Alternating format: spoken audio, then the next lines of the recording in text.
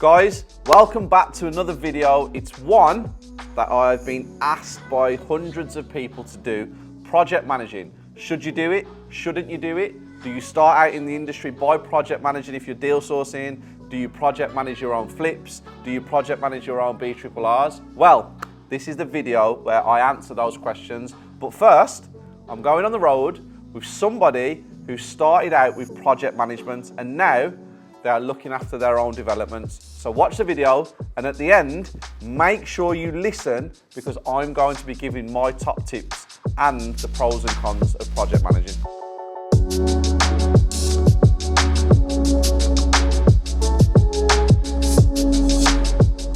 Clean of the finish. If we're going down the SA route again, You need its simplicity, don't you? You just want something bougie. Yeah. In here, it's all going to get plastered up.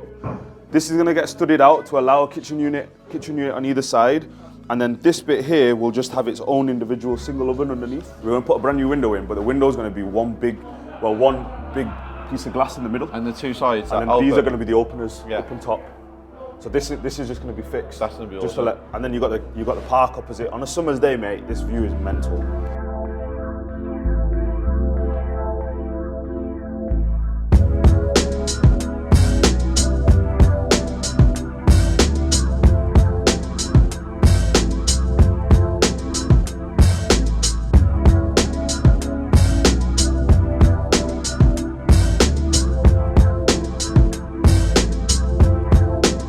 Here we are, second site of the day. It used to be a funeral parlour and good for us, stripped out, not got to see anything, and the space is incredible.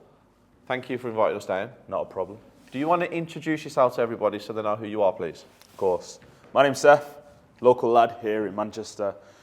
Been doing property best part of 3-4 years now. Used to be an accountant. Made the switch into being full-time in property about 18 months ago, and effectively have been doing project management work and sourcing for the best part of three years, and now shifting over into what I can call my own site. As I say, what a site as well. Of course, mate. It's incredible. It's a culmination of lessons, mistakes to be able to source a site like this and be confident enough to say, you know what, yeah, I can deliver this. This is incredible. So let's get straight into it. Why project managing? What is it about that attracted you to that side of property to start with? It's a bit of a mad one. I say purely because it wasn't an intended route. Started off sourcing, did that very badly at the start. Then started off looking into rent-to-rent, did that very badly. Okay. Then went down into coming back into sourcing and thought, you know what, I'm having no luck finding a deal and then passing it to an investor. So what I started to do was started to find investors first. Had a lot of theoretical knowledge at this point, right? And then came on, started building up, and I met an investor who was from the same area that I was born and raised in, but he had a multi-million-pound portfolio. I met him at a networking event, and I just like, you know, how the hell has this guy done it, sort of thing. Wanted to soak knowledge, and then kept meeting him. Then we built the relationship that, yeah, I'm going to source for him. Wicked, awesome. This is an investor that we can basically start working with. When he started showing me around his portfolio, there was a property that he showed me that was a really run-down buy-to-let that was rented below market. And it was right next to the hospital in Oldham, which is where I'm from. And theoretically, I looked through and I was like, this could be a HMO, this. I think you should turn this into a HMO. So he went away, looked away, blah, did his research. A month later, he came to me and he goes, do you fancy project managing it? And I just said yes. Standard thing, say yes, worry about it later. Learn how to do it afterwards. And then effectively worried a shitload after saying yes. No construction experience, nothing, hadn't done any bit of work. And then basically just carried on from there. Got on the first one, documented on social media, built up an investor pipeline then on the back of that. Carried on going, and we've either worked on or consulted on about 20 odd projects in the last 3 years. That's incredible. That's a great number. To be here now in a site that I can actually introduce you guys as my own.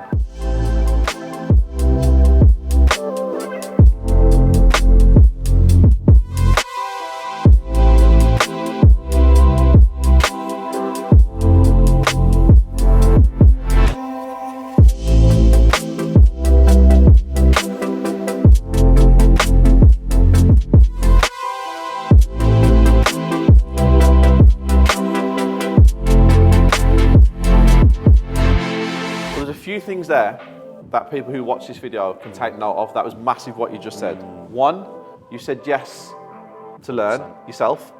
Two, you networked, put yourself in the right environment, and you met somebody who you said was from the same area, who had a multi-million-pound property portfolio, which you didn't know. Absolutely. Because I preach about networking to everyone on this channel over and over and over again about networking. Very important. So guys, a few lessons there. And he keeps saying that we're standing in this site. This site has got the potential to be 18-room HMO, but you're going to stick to a 12 on this, aren't you? Indeed. We'll go into that afterwards because it is such a huge space. Second question I want to know, when you do project manage, which you have now, what are the benefits that you've gained from it to get yourself to where you are today? I think the credibility amongst others, when you're able to work off these experiences, take a rundown, dilapidated building like this and actually convert it to what will eventually be the after pictures, and then to be able to document the journey at every single stage. So on the last one that we did, which was an 11-bed, that was in Salford, Article 4, I sourced it, we got planning in an Article 4 area, then developed it out, and we rented it. To be able to know how many boxes of nails that we bought from Screwfix, or how many linear meters of stud work, that every single element of involvement at the start, to be able to master something, to then think, right, okay, this is how the next one should be done. And then this one, we were coming into this with a load more efficiencies that we have done.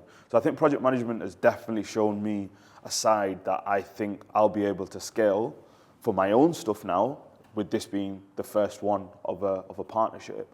The second thing really is that it allowed me to raise finance like that with investors. And that was, for me, that was a big realization, where I was able to confidently portray myself because I had the stuff to back it. Yeah, well, you had a portfolio of what you've done. Absolutely. And then project management in itself, it's a skill. It's a real art nowadays. One, working with builders, you know that. It's another language that you have to sometimes speak with them.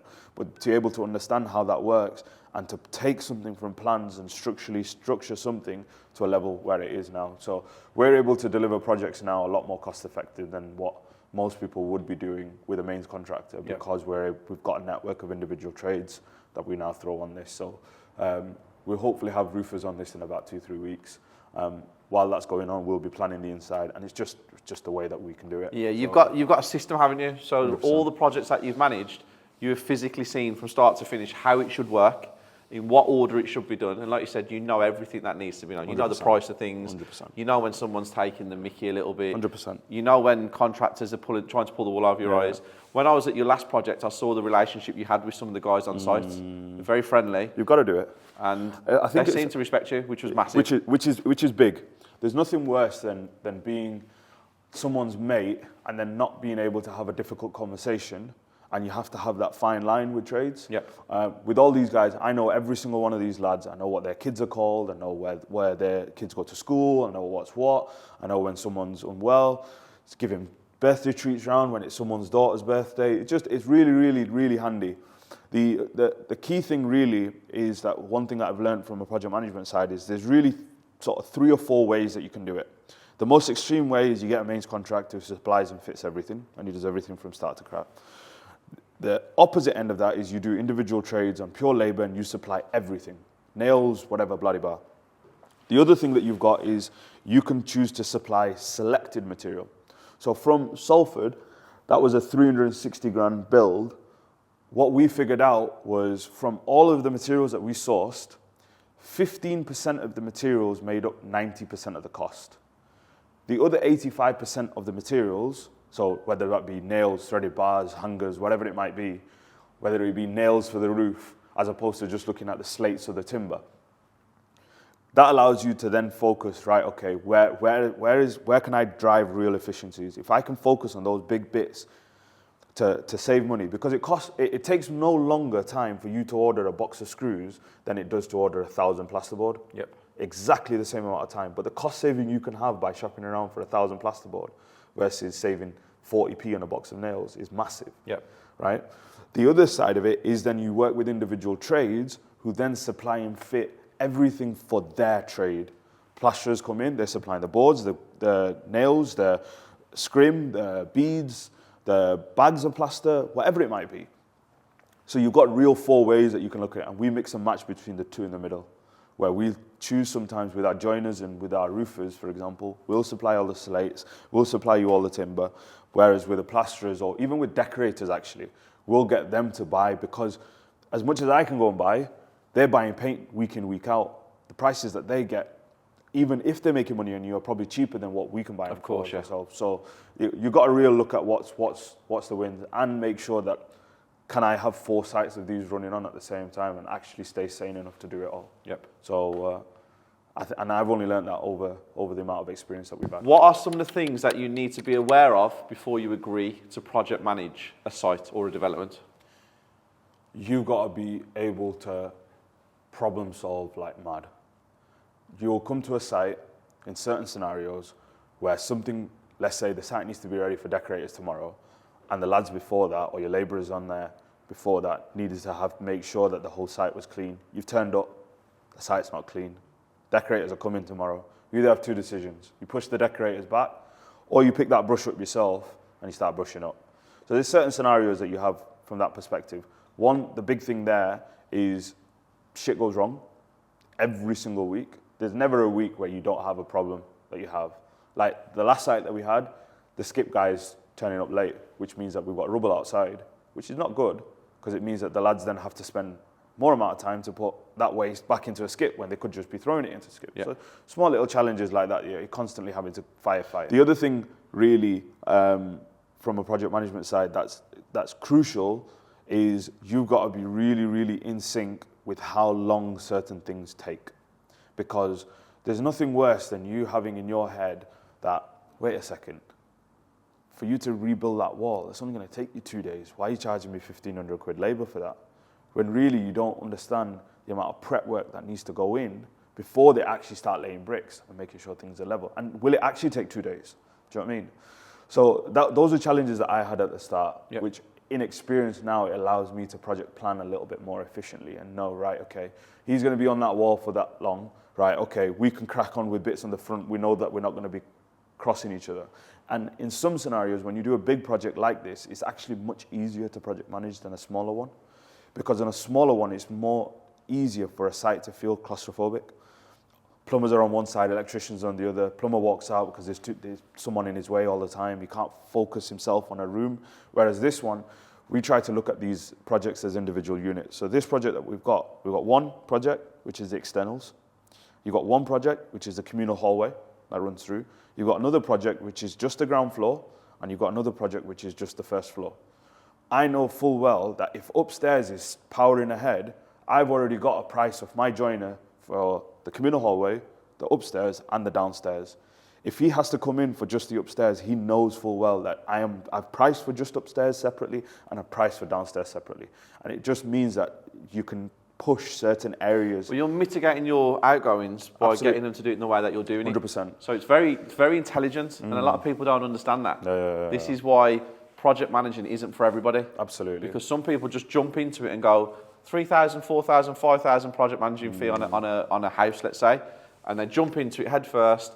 They don't understand what you've just said. Of course. Where you can do what you've just done, where you can put a price in, but you can have it dissected, so you know if something's wrong down there, you can send them there, and you can move them around, and you can get everything moving and keep it going.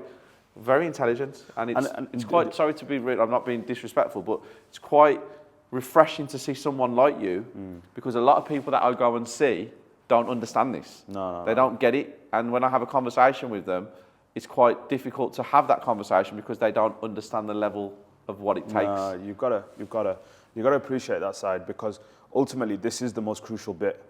It's actually getting the product from. It's all well and good sourcing, but then actually taking it to the end point. Yeah. And once it's done, it's there. The main real thing that's sort of the plus point is that you, with project management, you definitely have days where you think, why the hell am I doing this? Why am I making a lot of money for somebody else and I'm only getting paid a fee? Do you know what I mean? And I used to think like that a year ago. Now being stood in a building that I co-own with none of my money used, zilch, not even a penny used, now it's refreshing to realize that all that hard work has put me in a position where I can command to be an equal partner with somebody who's putting his money in.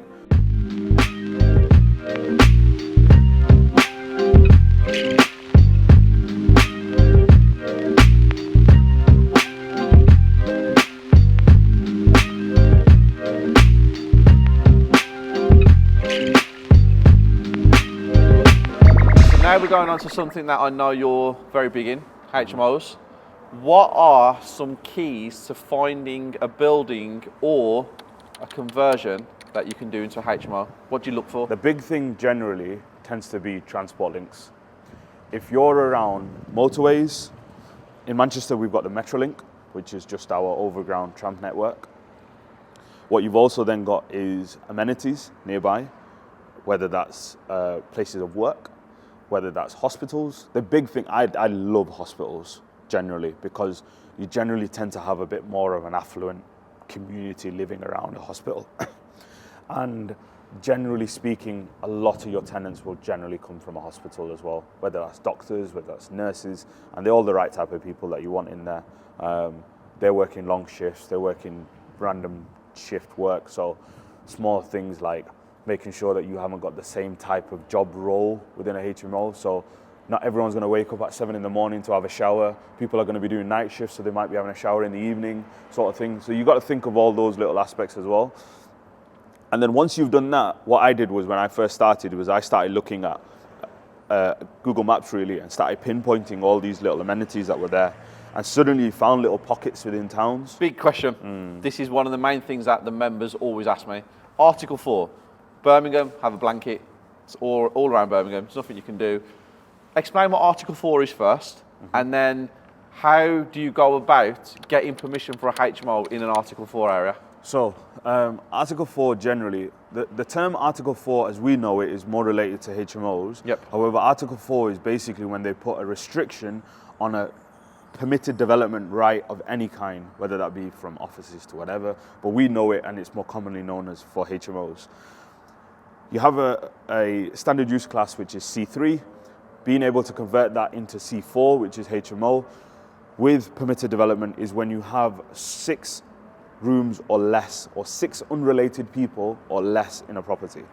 When you go more than 6, you have to go in for planning to then get it sui generis. So we're not in Article 4 area, but they still needed to have planning because it was more than 6 people. Yep. Or 6 rooms. And with that, then comes the issue of Article 4 in the sense of, like you've just said, Birmingham blanket ban.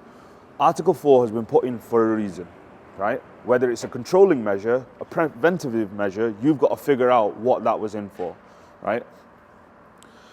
Areas like Salford, Article 4 in place. Is it a blanket ban? Absolutely not. The reason I know that is because we've done one. We bought it when Article 4 was in place. We got planning on it when Article 4 was in place. And the Salford's key thing there is, if you've got a street with 20 houses and 19 of them are HMOs, they don't mind that 20th house becoming a HMO. If you've got a community where there's 5 HMOs, say, within 2-3 streets, they don't want any more. You're not ruining that area. Yep. We got in and there was no HMOs. There was a lot of illegal HMOs, which worked in our favor, but nothing that was actually on the books for a decent amount of radius. We got planning on that. We got that accepted within 6 weeks of being submitted. We showed examples of photos from some of our past stuff as well, to show the planners that we're not just out here to create a crack. You know what you're doing. Do you know what I mean? And when you see that, the council actually supports it heavily. The other thing that you've got is that you've got a strategy within Article 4 as well. I don't know whether this works in Birmingham, but certainly works in Manchester and other areas, is let's say you have a HMO that's a 5-bed, 2-bath. There's nothing stopping you from buying that, adding that extension on top, or going into the loft and putting a dormer and making that a 5-bed, 5-bath. Increasing the room rent, you will get a commercial valuation on that property because you can't buy next door and just do it tomorrow. So you've got natural challenges from that perspective as well. So I think the big thing really that you've got to look at is what the opportunity is, whether there's any way that you can add value, and whether it's worth going in for a planning application. And personally, I don't see Article 4 as a blocker. It's just one thing that adds into the due diligence that you have to do in order to actually go out and actually do a HMO conversion. Really. One tip I can give all of you who watch this channel do not be put off by Article 4 because it doesn't mean that you cannot convert something into a HMO. It just means that you have to go through planning. And like you said, if you do your due diligence and you understand what the councils want in that area, it will help you get the planning approved. So don't think Article 4 means you cannot have a HMO in that area. It doesn't. I know that for a fact because I've got 2 going through right now.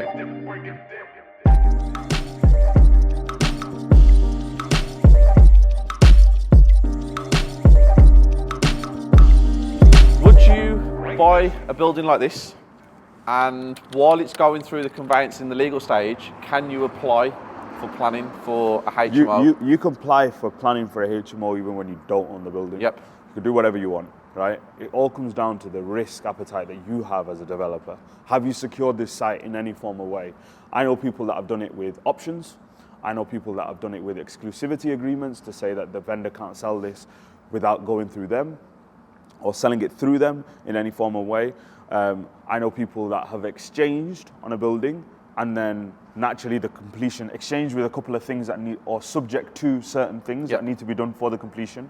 And that's just a tactic on their side to secure the site. To go in for planning. To go in for planning, knowing full well that they're legally obligated to buy this place now, and they've just gone in for planning. The risk is if the deal falls out of the water and planning actually happens, then you're screwed a little bit. We actually had a building that we lost out on, where we got gazumped, where we were really certain that the vendor wasn't going to mess us about. Went in, got everything ready, did all the planning surveys that we needed to do, planning drawings were all done, everything was ready to submit, and then a week before we were about to submit, the vendor rang us and say, I've had a higher offer. And that higher offer just didn't stack for us. So we just had to take those costs on the chin, really. But those are massive risks. Again, all comes down to the due diligence, you seeing how big is the upside versus the downside, and then, do you know what I mean? It's just a business. You got to evaluate the deal for what the deal is. Think of that, and if you've got a common pipeline where you know full well that, you know what, if I lose $5,000 on this, I'll make it back, sort of thing. But that was my mindset. Great advice. Fantastic advice, guys. Pay attention to that. Very important. When you come to the build part of a HMO, what are some of the crucial things that you think need to be included in it, or some tips, some tricks that you can give to people at home? It's a good question. I think there's a few really, really good ones. And I think mainly, one, they help from a management perspective. I think the other side of it helps from a end buyer's perspective. If you were selling this on or doing anything like that, you've got to make sure that your business or your building has been geared with all the systems in place to make sure that should something go wrong, shit doesn't hit the fan, sort of thing. First thing that's really, really crucial is I've seen it quite a few times where people in their en-suites, they put their shower trays up against the floor. Now, on a ground floor, it's all well and good, but on the first floor, if that's right up against the floor, the only way to access them pipes or leaks is from below. You've got to cut a hole in the ceiling below. You can get something really easily when you buy shower trays, which is called riser kits, and they're literally legs. You can either get a timber frame one made from your joiners, or you can get the legs that come from there. What that allows is, if that is raised above, and if there's a leak, you literally can put your hand in, unscrew the pipe, bring it out, change it, sort it, done. No damage caused downstairs whatsoever. The other big thing that I always like to put in is I always like to put in a bit of an upgraded consumer unit in the building. What that allows is, you normally see them in houses where they'll say like ground floor sockets, ground floor lights, and I like to do that for every single room individually. So let's say, for example, yourself, Steve, you're a big gamer, right? You've got computers, everything on, blah, blah, blah. Your electrics trip because you've just put too much load onto your sockets. Only your bedroom trips. You're not affecting anybody else. You're going to go downstairs and you're just going to select. Or if you ring the management agent knows that I haven't got 11 other people that are also complaining about the same thing, or the whole floor hasn't completely gone down for electrics, which will be an absolute pain in the ass. The other thing as well that is really, really crucial is Wi-Fi. Massive. Like, you could have a block toilet for 2 days, you can't have bad Wi-Fi for 3 hours in today's day and age. Honestly, it's mental. So you've got to be shit hot on that. There's really, really good measures that you can put in where you can put in plug Wi-Fi boosters that create an additional mesh network within the property that allow a high-speed broadband to spread around the building. And then I think the final one really, and it's probably the one that's saved me so much time in terms of maintenance going back, is every single bedroom has a hot and water supply isolation tap within the bedroom. So all the water, radiators, bathrooms, everything, all the water comes in at one point for the bedroom and then feeds off to feed the radiators, to feed the bathrooms, or whatever it might be. You've got a leaky shower. What you've got to do first is you've got to then give notice to everyone in the building to say, we are going to turn your water off for 2-3 hours. That might be a doctor that needs to have a shower at 7 in the evening, or that might be somebody else that needs to have a shower at 7 in the morning. At any point, you are going to cause an inconvenience. So what that allows you to do is it allows you to turn off the hot and cold in that bedroom and only affect that person who's not bothered because he knows he's getting his shower repaired in that scenario. What that costs us, to put numbers onto that as to how what I'm saying is that very minimal changes. On a 360 grand build, it cost us 900 quid in additional labour and additional pipe work to make that happen. To get that happen, as long as it's designed at the start. And if that's designed at the start, it's all well and good. Ultimately, it comes down to what is the ideal things that you want as a landlord, and when you've got your trades team here, you have those conversations with them. This is what I want, how can I do it? And say, you can do this, but it's going to cost you a lot more, or you know what, I can actually do that. That's really easy. I'll charge you a little bit extra for the pipe work and the labour to do it, but it's massive game changers, massive game changers. So the cost of like 80 quid a room, you're saving out like pissing off all your tenants in the building. And upsetting people. Do you know what I mean? It's really good tips, guys. Again, pay attention to these little things that he's throwing out because very experienced and he understands what's what.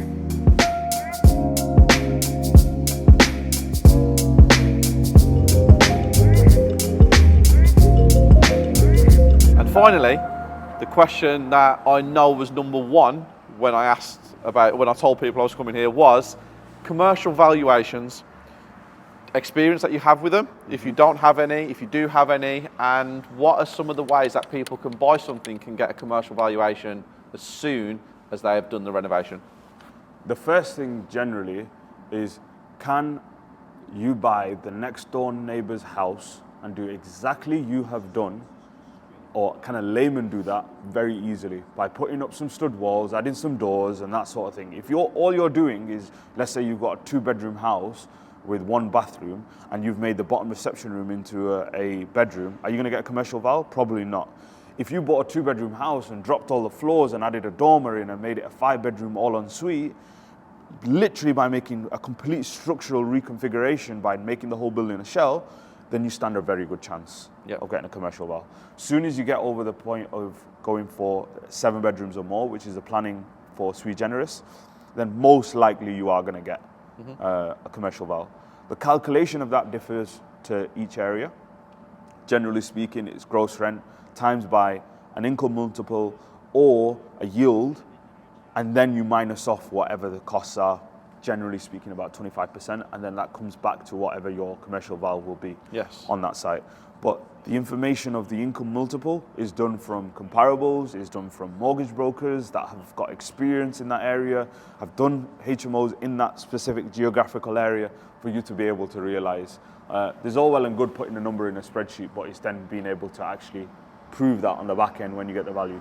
Now, the other side of that is that is literally the biggest risk of the HMO game, is end values. It's not like a flat conversion when you've got hardcore bricks and mortar comparables that you can go off. It's not on Rightmove where you can just go on house prices and figure out how much HMOs have sold for in the area. It is literally the biggest risk.